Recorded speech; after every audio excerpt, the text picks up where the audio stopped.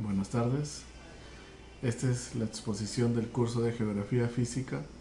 El grupo está conformado por Plasencia Anticón Esteban, Benavides Sánchez Cris y de la Cruz Santa María Elvis.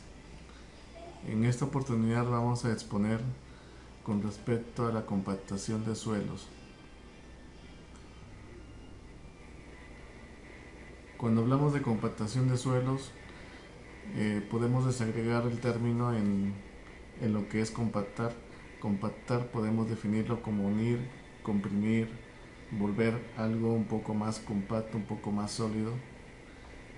Tal es así que, por ejemplo, anteriormente se usaba cassettes para ver videos de películas en VHS y posteriormente eh, se, se mejoró ese tipo de reproducción mediante un CD compacto.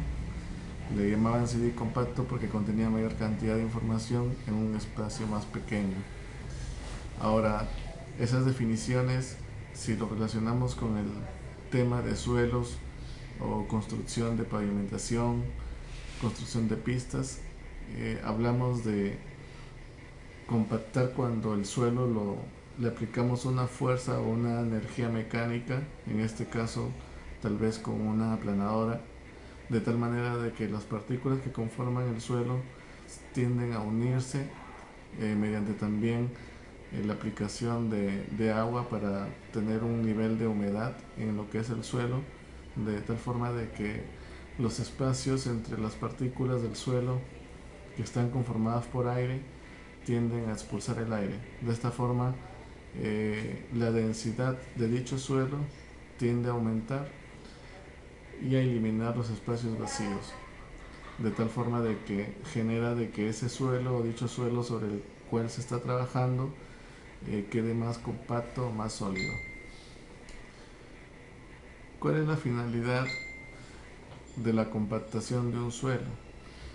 Bueno, tiene por finalidad de que dicho suelo que se está construyendo, que se está pavimentando, tenga mayor resistencia o capacidad de soportar peso sobre él.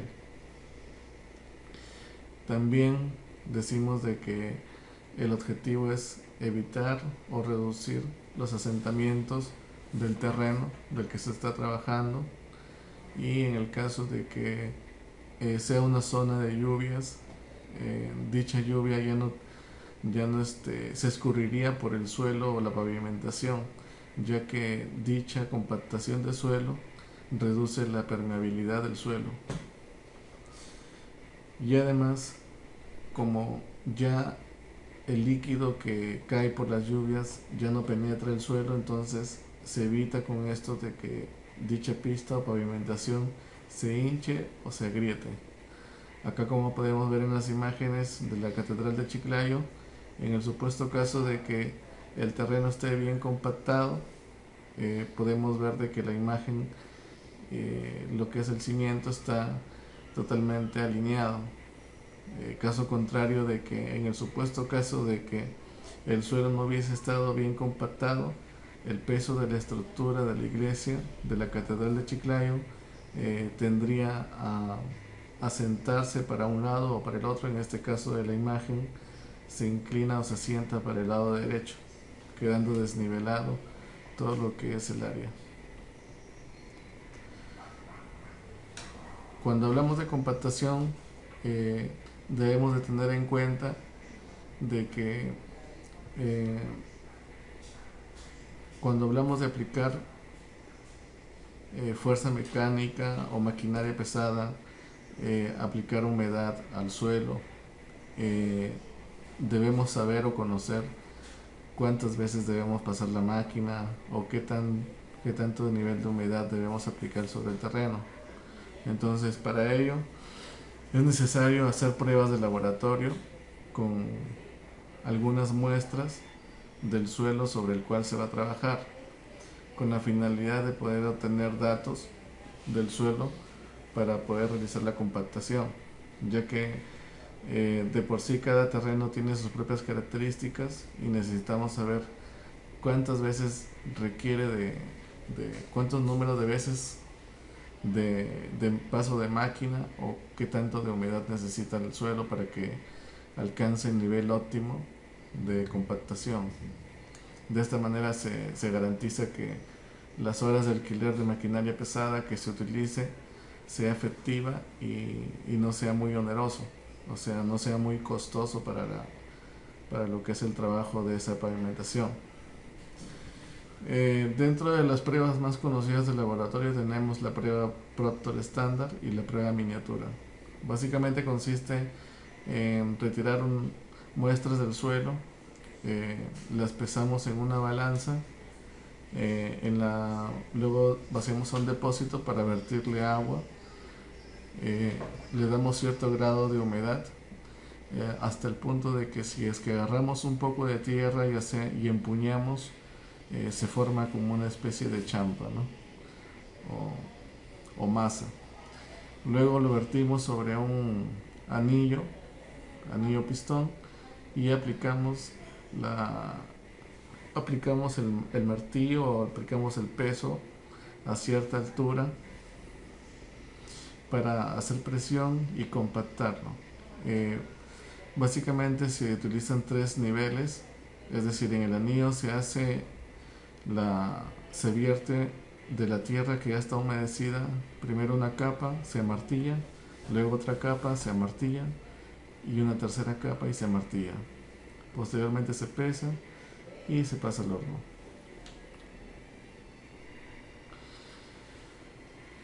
Bueno, las pruebas de laboratorio y la prueba Proctor estándar, aparte del procedimiento que acabo de indicar en la diapositiva anterior, también se realizan unos cálculos y la aplicación de una fórmula muy sencilla. Bueno, en lo que se hace mención fue necesario el uso de un pistón, anillos, balanzas, y todo ello me da cierta cantidad de datos que yo necesito para aplicar una fórmula muy sencilla. La fórmula necesita saber el número de capas. En este caso de la prueba Proctor estándar se utilizan 3 capas, es decir, se vierte 3 veces en el anillo, ¿no? Una vez, luego se presiona, segunda vez se hace presión y tercera vez. Esas vendrían a ser las capas. En el Proctor estándar el número de capas vendría a ser 3. Los golpes, se refieren a los golpes del martillo. En el molde de 4 pulgadas, en este caso, a manera de ejemplo, se está aplicando un número de golpes de 25 golpes de martillo, tomando en consideración que el peso del martillo es de 2.5 kilogramos y la altura de caída del martillo en centímetros es a 30 centímetros. Teniendo en el primer caso del diámetro del molde de 4 pulgadas, el volumen del molde es en centímetros cúbicos de 945. En el segundo molde de 6 pulgadas, lo que varía vendría a ser el número de golpes, ¿no? Como es mayor cantidad, se aplican mayor número de golpes. En este caso la variación es de 25, se incrementa a 56 golpes de martillo. Y bueno, en sí, como el diámetro del molde es de 6 pulgadas, el volumen se incrementa a 2145 centímetros cúbicos. La fórmula en sí es muy sencilla, que me permite determinar la energía específica de compactación, y básicamente consiste en multiplicar los datos que hemos obtenido en esta tabla, ¿no? Como son el número de capas, lo multiplicamos por el número de golpes, lo multiplicamos por el peso del martillo en kilogramos, como indica la tabla que está en la parte inferior, y se multiplica por la altura de caída en centímetros cúbicos. A todo esto se lo divide entre el volumen del molde y se obtiene la energía de compactación. En el caso del molde de 4 pulgadas, de 6.151, y en el caso del molde de 6 pulgadas obtenemos una energía específica de 6.07.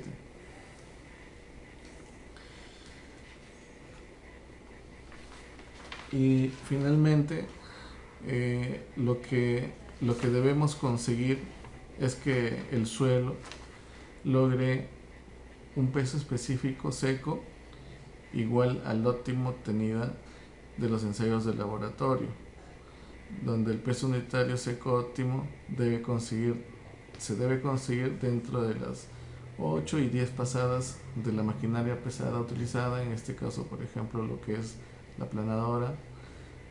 Estamos hablando de 8 veces que pase la máquina, de la máquina utilizada, para que el uso de esta sea ideal o sea la óptima en relación al tiempo que se utiliza y el costo que se va a invertir, ¿no? Es decir, si, si la máquina la pasamos entre 8 y 10 veces, sería lo ideal en relación al tiempo y al costo. Por eso deben generarse diferentes terraplenes de pruebas hasta conseguir ese espesor de compactación ideal para poder posteriormente recién iniciar lo que es la compactación en el campo de donde se extrajeron las muestras para lo que es la prueba de laboratorio. Bien, continúa la exposición. Bien, continuando con la exposición, otros factores que influyen en la compactación de los suelos, aparte del contenido inicial de agua y de la energía específica de compactación, que son los factores más importantes entre los que influyen en la compactación de los suelos, hay otros que en algunos casos puede ser de cuya importancia esta práctica, ya que no debe ser subestimada.